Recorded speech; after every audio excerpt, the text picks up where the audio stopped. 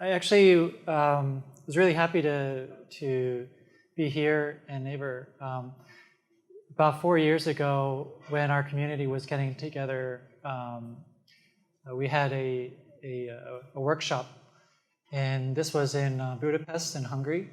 And it was very lucky for us because Wundok and Hyun from Pinpoint were able to come by and join us to discuss the problems of distributed tracing in general and what different projects were doing in that effort. And in fact, actually, William, who's also here, was there at the time.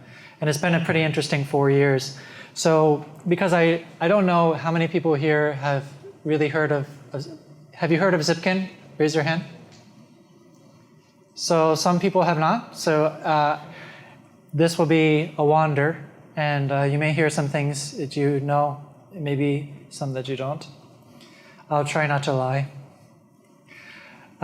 So technically, I'm a Spring Cloud employee at Pivotal, but from day to day, I'm really mostly working on Zipkin, and that's been the case since the 4 years I'm talking about.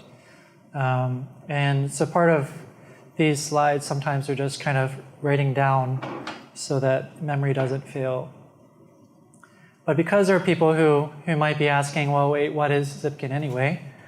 It's a distributed tracing system, and I have a lot of English text here. But at the end of the day, Zipkin is very narrow in its responsibilities. It's only working on the trace causal diagrams.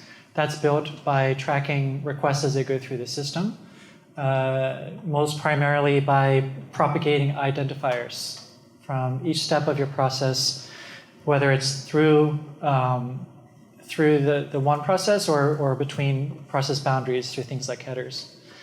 And if one were to try to look up a trace, they would look up from an ID maybe they found in a log file, or they could use queries or other mechanisms to get to this. And the requisite screenshots would show things like waterfall diagrams. It's very small text, so sorry. But this is a mini map here showing critical path latency on the top, and then many steps along the way. And then you can see the ones that take longer. So if you've used Pinpoint or anything similar, you'll probably see this trace view. And then also some people talk about topology. So we have topology diagrams which represent your traced traffic. That's kind of an important concept because in Zipkin, it does not necessarily require 100% data. And so if you're not collecting 100% data, you're not actually seeing the traffic. You're seeing the traced traffic because it could be only 1% of your traffic, and it may not be. So there are, in Zipkin, I'm getting ahead of myself, but in Zipkin, some sites deploy differently. Some collect everything, some collect a small amount. So like, for example, Shang's slide before was talking about 3 terabytes per day in some environments. I would say a lot of Zipkin sites collect quite a lot less data.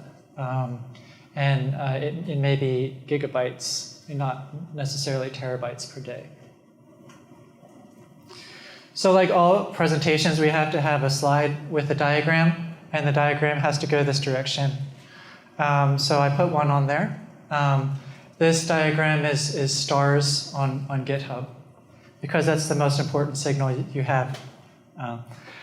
That's a joke. Anyway, can anyone tell what time we received ferocious competition from different projects that were also doing tracing?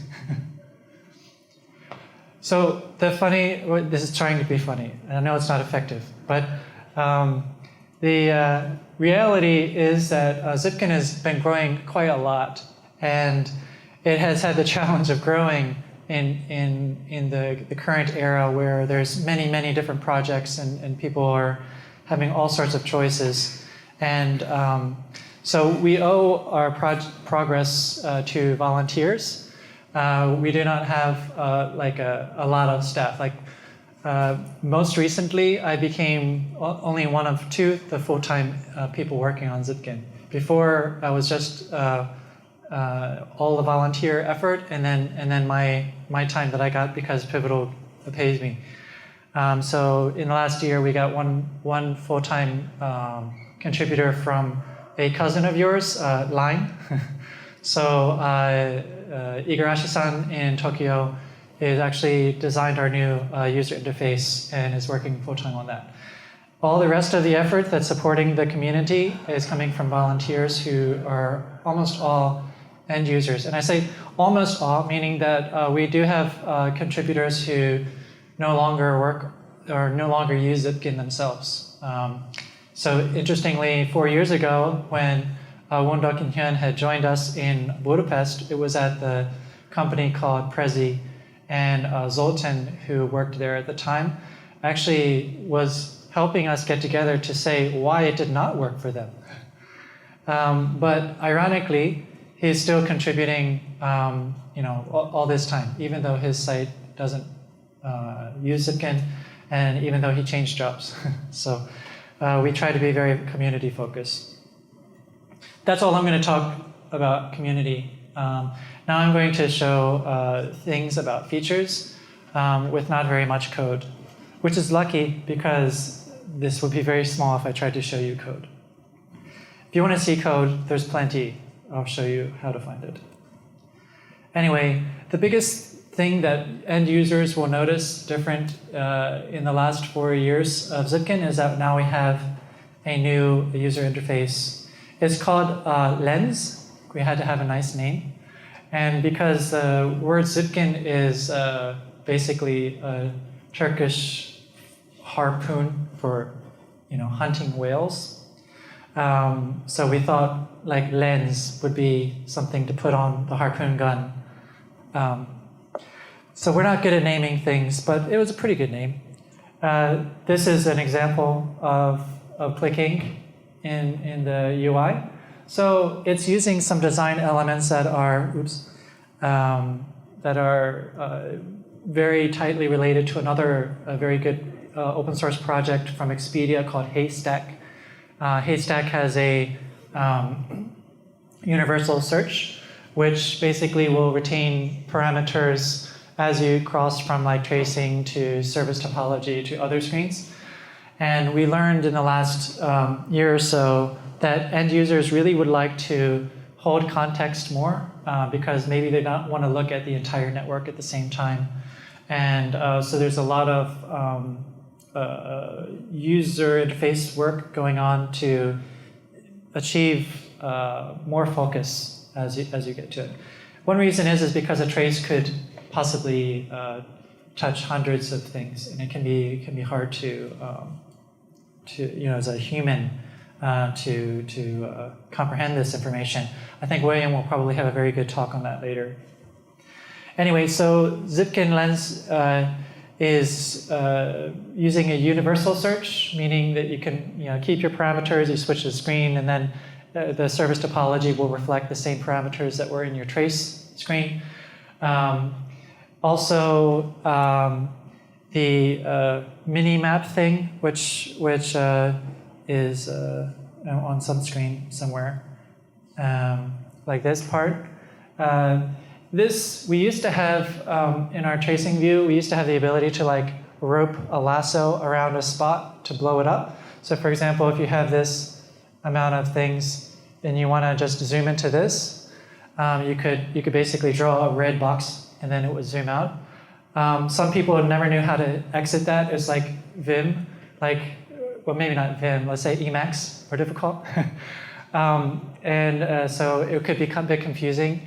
When Jaeger, which was a fork of Zipkin, made their UI, they had a mini-map, which is an interesting concept. This one has this neat element here, which can lock a zoom, so you can get a stable place, and that will hopefully improve more as we go forward as well.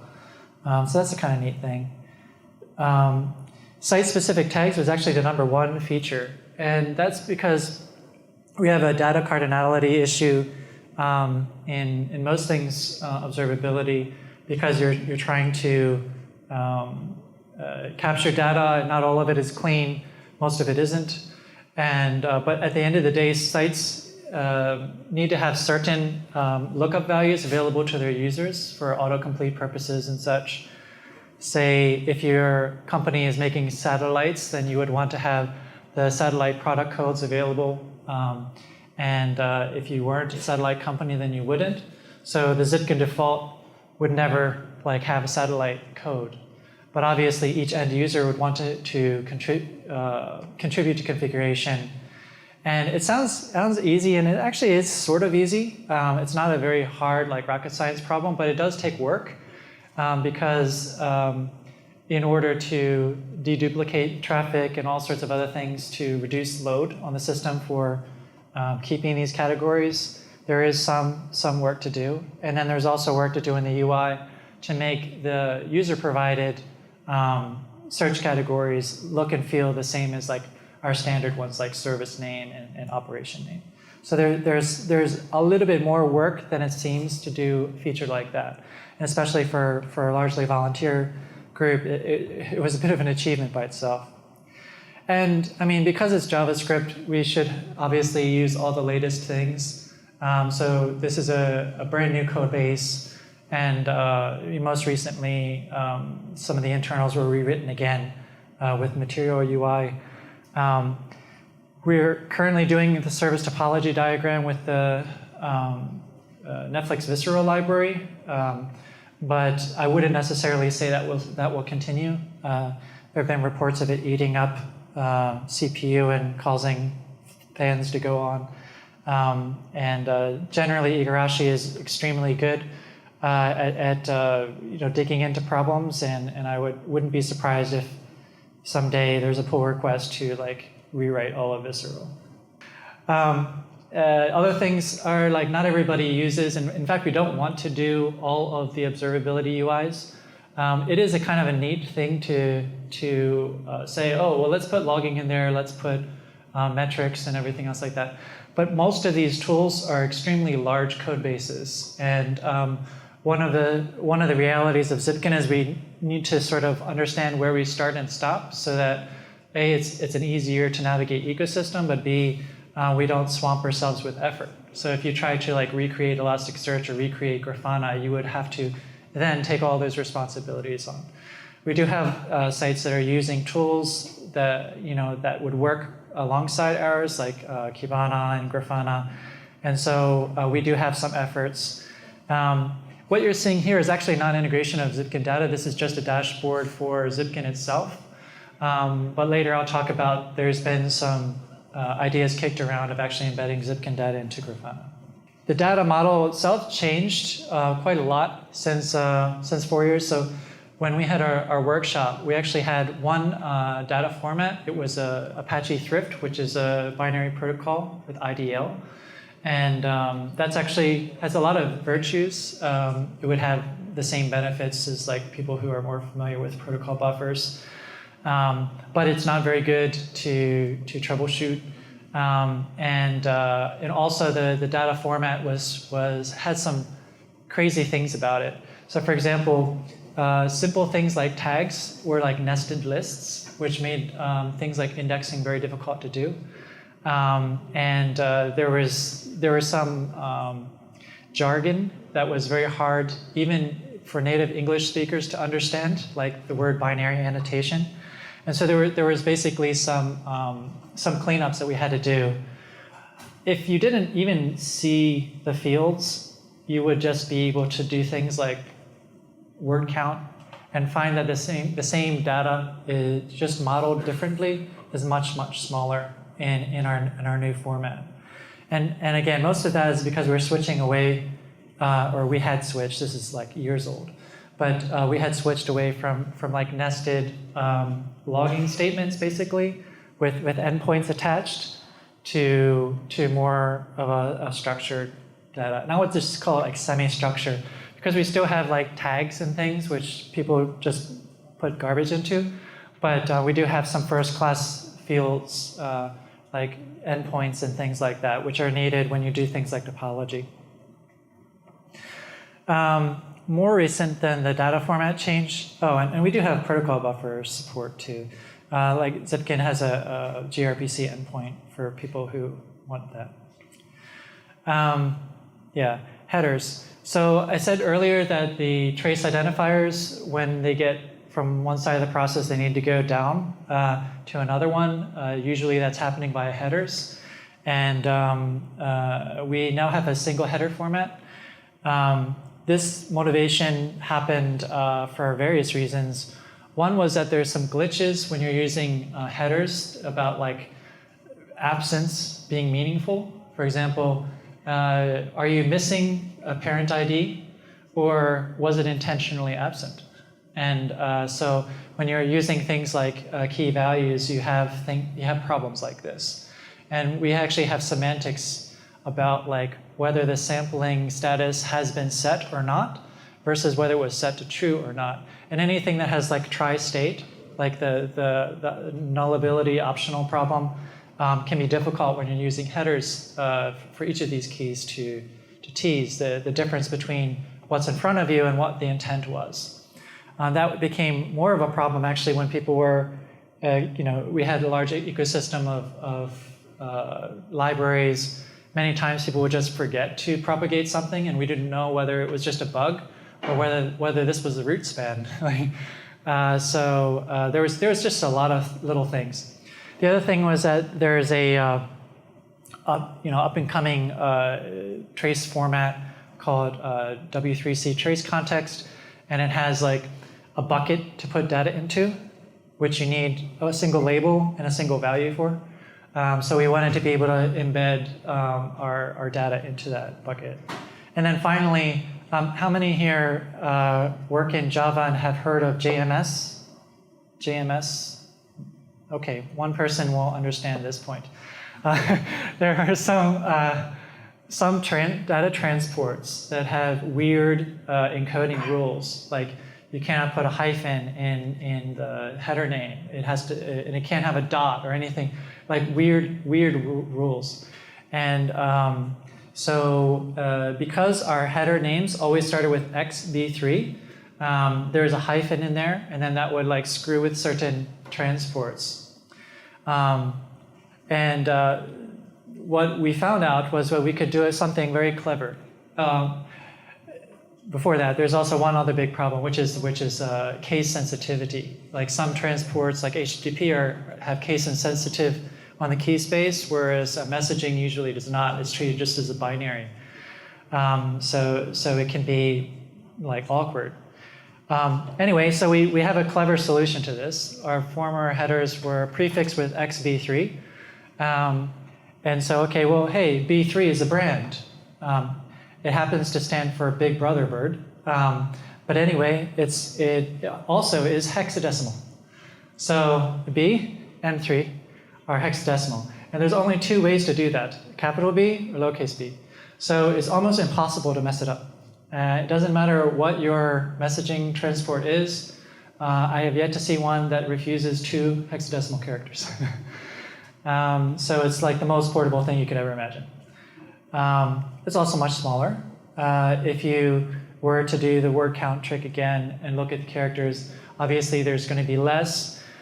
Sure, HTTP2 can do things like use indexing for repeated headers, and so it's not always going to benefit people, but for a lot of people, they're still using HTTP1, and it will help.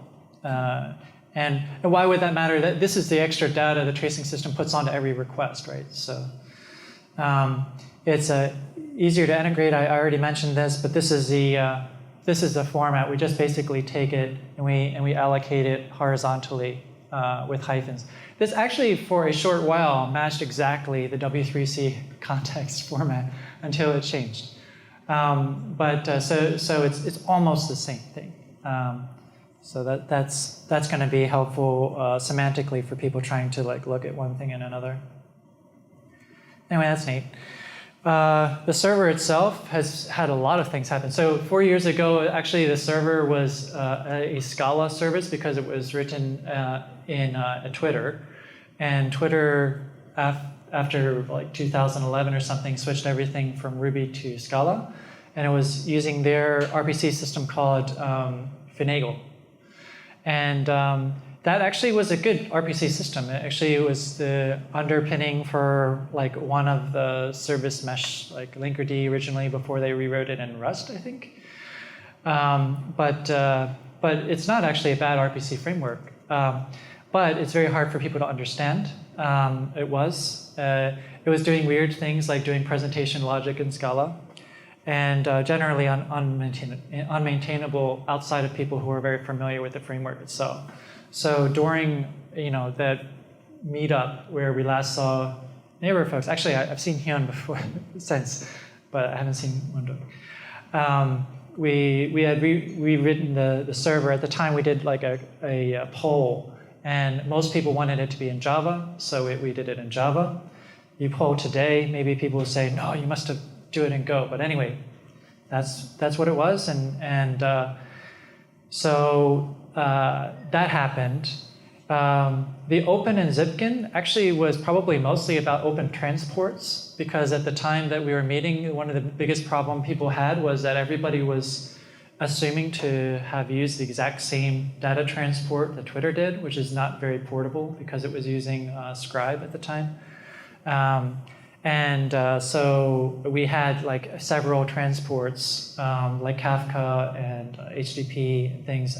We've added a few more. We're not adding like all of them because each of these we have to really support, like not just put a tick box. We have to have integration tests, like not delete it the next version, things like that. At least not delete it the next version. We have some like ways to schlep the data into other tracing platforms, most notably X-Ray and Stackdriver. Stackdriver is a Google service, and that was the first one that we ever did anything like this. And most of that work actually was facilitated at the time by Google folks. Like they did a lot of help on the code there.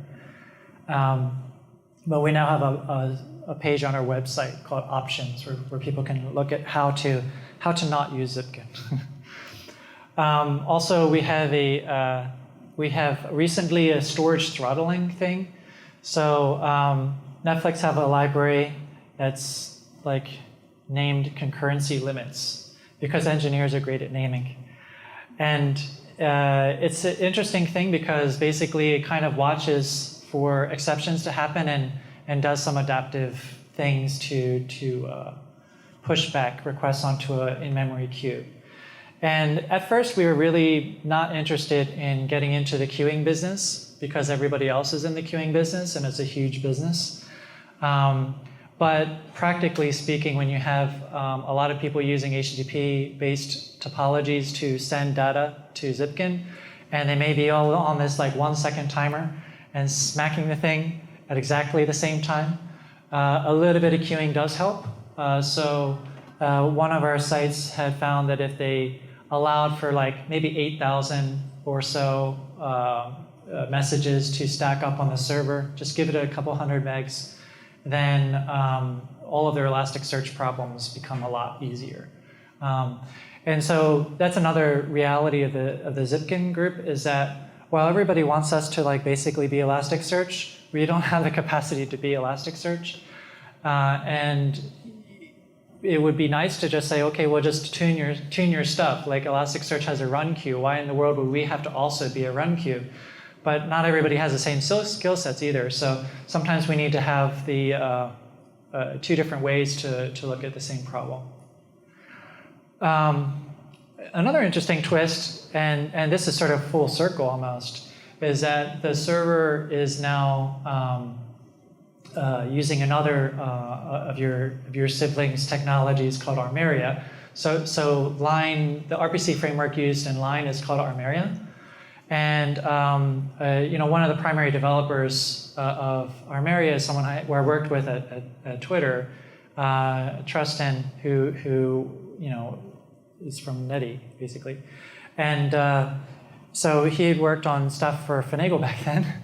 And we took all the time to move it off of Finagle. And then we rewrote the server. And then we basically put it right back onto a Netty-based framework that was written by someone who was also implicated with Finagle. And that's what I mean. Actually, the actual RPC system was quite good. And now we actually have a more accessible variant of the technology. At first we were just using it for HTTP2 listener and some other things to make the server like absorb traffic easier. But now we're sort of like going native because you may have noticed this, but in English everybody likes to use the word native now. So like we're allowed to use 2 words in presentations, cloud and native. Every presentation has to be these 2 words. I forgot to put that there. I will revise the deck. But anyway, for example, we have a pull request pending to be merged to change our Elasticsearch engine to also use Armeria for the client side to take advantage of various things, including the client-side load balancing that's built into Armeria. So now we have like everything in Armeria. Even our gRPC uses Armeria. But actually, the Armeria team were the ones to thank for this. Like every time we do a release, there's a pull request, and then there's like a little to-do. Wait for this thing to happen in Armeria. And then 1 week later, there's a new version of Armeria, and now we have the good things. So they're very, very quick, and they're an excellent community. So give the claps to them too. Instrumentation. This is like the war zone of tracing, because there's always these games about who needs to own instrumentation. Anyway, regardless of who owns it, we have some things that have occurred and maybe don't sound that important, but they are. Data cardinality is a huge problem. Most of the time, if you take like the 35 or 50 tracers for Zipkin out there, the common things people get wrong are putting like paths in span names because like that might have a variable inside. And then this can make a lot of load on the indexing. So most frameworks, even some client libraries now, will allow you to have a route like with the variable name as opposed to the value, just like a prepared statement would in the database. And so you could really reduce a lot of the unnecessary work by using a route name, and that allows for grouping, and it's generally good for metrics also. Messaging, when we first got together on Zipkin, it was only RPC. So there was only client send, server receive, that's it. And people were using client for various things. Like they would use client because they didn't have any other tools. So this operation is now a client. So developers are very creative, right? So, I mean, developers are most creative when it comes to avoiding writing UI code. Like they'll do anything to avoid writing UI code. They will make a new backend, but do not touch the JavaScript.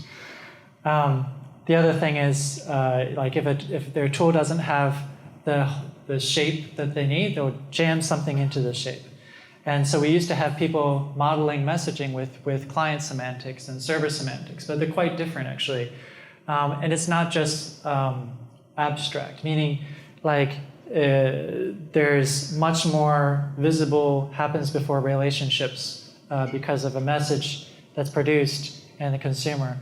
Usually it's a bug for multiple recipients of the same client message, for example. So if you send a client request and 2 servers respond to it, it's probably a failure somewhere, right? Because that probably implies a retry.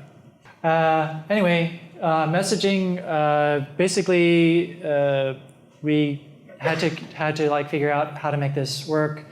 Obviously messages are data also, much more so than like a HTTP request. Like if you ask someone who's very, very typeful, they will definitely tell you everything is a type, just like everything in Unix is a file. But messaging is very different, I would say, because you don't even know that a message is ever going to have a processor, right? It could just be a message.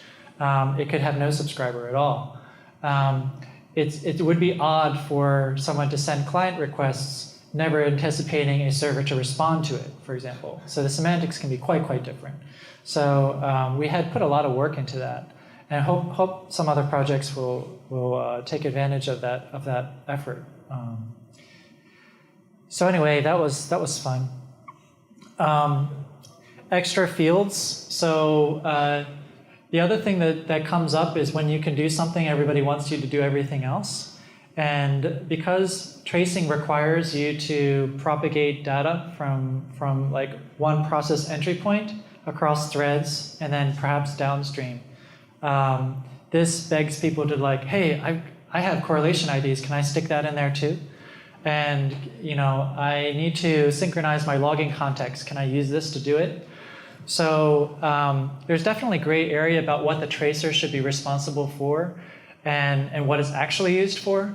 But the one thing we can agree on is that there are other data besides the trace identifiers that people will sometimes need to move across consistently.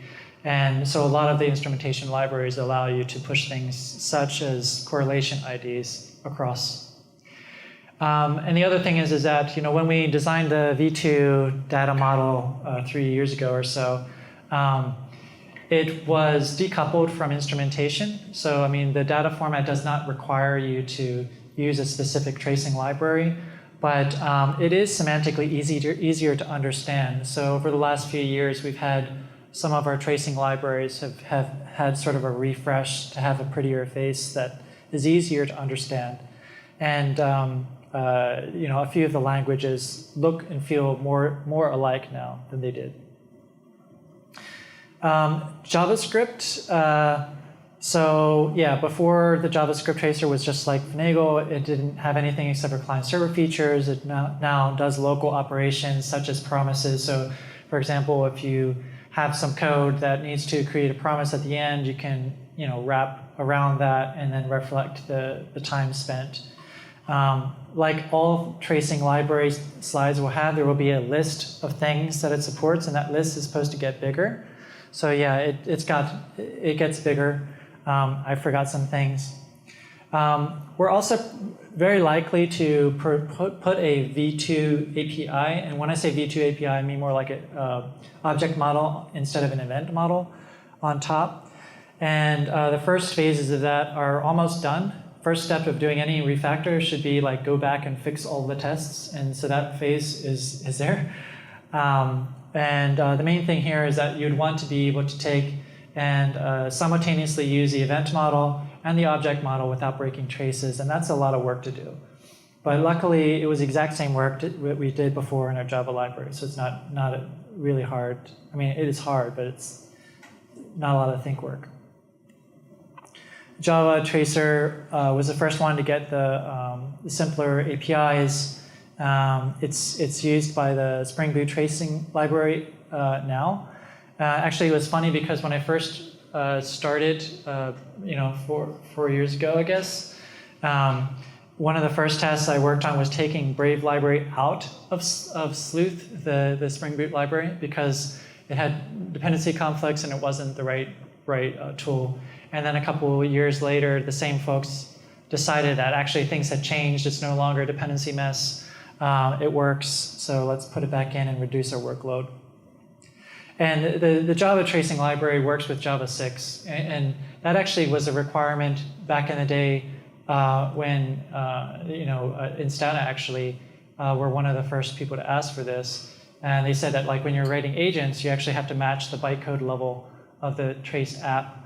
And so you can't really effectively write a tracing library and not support older versions of Java because you limit the ability of any of these agents to work with it. And maybe the tools have gotten fancier now, but we've certainly kept that compatibility record.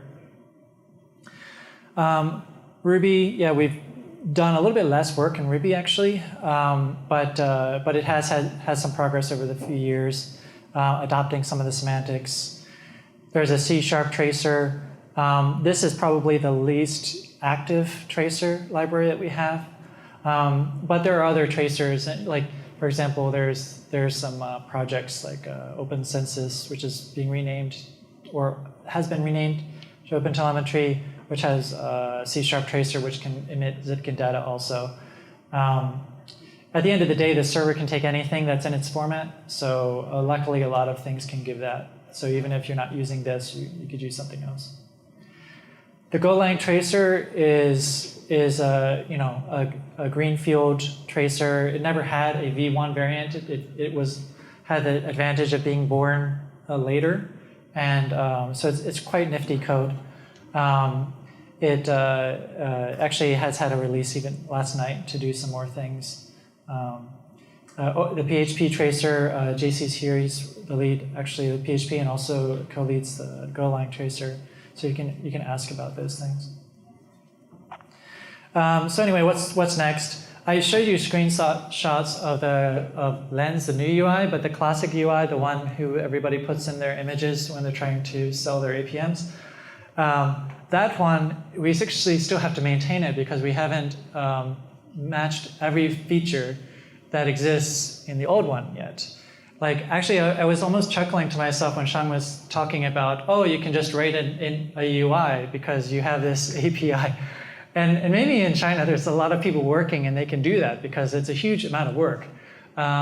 We've had, in the last few years, at least 3 UI attempts by people who were never able to complete the job. Even a trace view screen by itself is quite complex.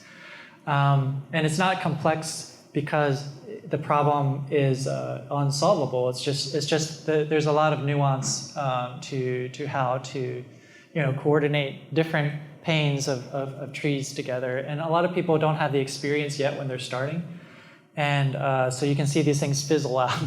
It's like, oh, I'm gonna make this, and then like 6 months down the road becomes abandoned.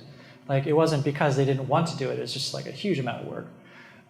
There's also quite a lot of like ancillary details to being a primary UI that would make it very difficult for somebody to just do it as a side job. For example, everything would have to work, proxy mounted underneath of a different URI space, and the way the navigation is impacted by the URL. Like, there's a lot of things that people take for granted that are actually hard. Not hard mentally, but just hard yards. So anyway, we still have some features left to implement. I think notably we have to redo our internationalization. So actually Zipkin has a lot of Chinese users. And so like we have the normal things with the labels that can be replaced with different languages and stuff. We haven't gone back. And so the current Lens UI is English only at the moment. Messaging I talked about before. Well, JMS is one of those things where it sounds nice, but like people don't really do it. Like AMQP also. Like, there's a lot of messaging things that sound like squinty similar, but the libraries are different, and the transports and ideas of partitioning are different, but they're similar, and there's useful information to take from these things. Like, there are things that are sort of like Kafka, and there are things that are sort of like Rabbit, and there are things that are sort of like an in-memory queue. And so there's value in trying to at least abstract the actionable data that you get. But because the way libraries are written, usually there's different mechanics to do it. And the feature set's way different than like HTTP. So like, I'm really happy about HTTP right now because there are common verbs that are used. And even though no one does REST the same, at least you know what post is, it's going to be 4 letters and they're capital. Whereas in messaging, it may have a poll API that consumes a whole bunch of messages at the same time, or one, or so like instrumentation abstraction for something like messaging has a lot more variance to it than like HTTP or client library. So there's more work. We have some work in progress. I have some notes on the slide, and I know that I've noticed Pinpoint has done a lot of work in the last year and a half at least on messaging, including Kafka and stuff like that. So we'll probably be talking over the next day or two and banging heads together about like some of these difficulties and how to share experiences. But it's definitely a hard one, but worth solving because there's so many more things doing messaging these days. And that's not just mechanically delivering messages, but stream processing is facilitated, obviously. It's by something, and that's usually like something like Kafka. There are some features that haven't like percolated out everywhere. we have some really fancy stuff, but unless other libraries use it, it's kind of limited to the deployment that exists in. So I think I'm out of time, but we can talk about like fancy things and how to get fun into other areas. Late processing is a big amount of work, especially the last 9 months. And this is where people are like, oh, I want to do, actually I don't think anybody wants to do 100% collection. That's a chore. That's not actually a value. They want to have analysis, they want to have insight. And to do that, you need more data. So the 100% thing is like a means to an end. And how do we get to the end, which is refined data, which would be much, much smaller than that fire hose? We have a few different approaches. We've had some workshops on, for example, replacing storage, which might more traditionally be an Elasticsearch with a pure Kafka layer, and just with indexing on top. Ability to forward and split out analytical data to something that's more useful for that. Like, so for example, Expedia have an adaptive alerting service, and if we just pull the small data that needs, then you don't need all the other trace data. You can downsample that part and still keep the topological stuff at 100%. And other things like some people want in-memory databases with processing, and so there's some options for that. Another one is like truly cloud storage. This is, I do have cloud, but I didn't put native there, sorry. But this would make Zipkin cloud native if we did this, for sure. Well, not really, because it doesn't have serverless yet. Well, it could. We could do this as a serverless. This could be a function. Anyway, the problem for a lot of our Zipkin sites are that they do not have teams. They have like 10% of one person or like something, and this is just a chore. I mean, I don't mean it like that. Actually, we have a very vibrant, active community who are very helpful, and I'm not saying that like they begrudgingly do things, but it's like if they don't have some sites, if they don't have to actually run a storage, they do not want to run a storage. So Sheng was mentioning about like how HBase can scare people off. That's true, but so can Cassandra, and so can Elasticsearch. Actually, anything can scare someone off. We do have some work to use DynamoDB, which is like say you're provisioned Elasticsearch in Amazon, you still have to manage that Elasticsearch. It's still something that has thresholds and things you have to worry with. So Brian has actually worked on that. Dynamo will probably get that merged at some point so that you can do a utility-based consumption. UX is another slide I copied twice, which is good because I'm out of time. We do have a lot of like feature work that's been backlogged on us getting switched over from one UI to the other. And so that's building some pressure. We do have people asking for features that have not been delivered, and some of those things will happen. Line has actually been quite interested in having Grafana integration for Zipkin data, so that's more likely to happen because they'll have hands to do it. Anyway, wrapping up, if you want to chat more, you can grab several of us from Zipkin are here, or go on Gitter, which is like our chat thing.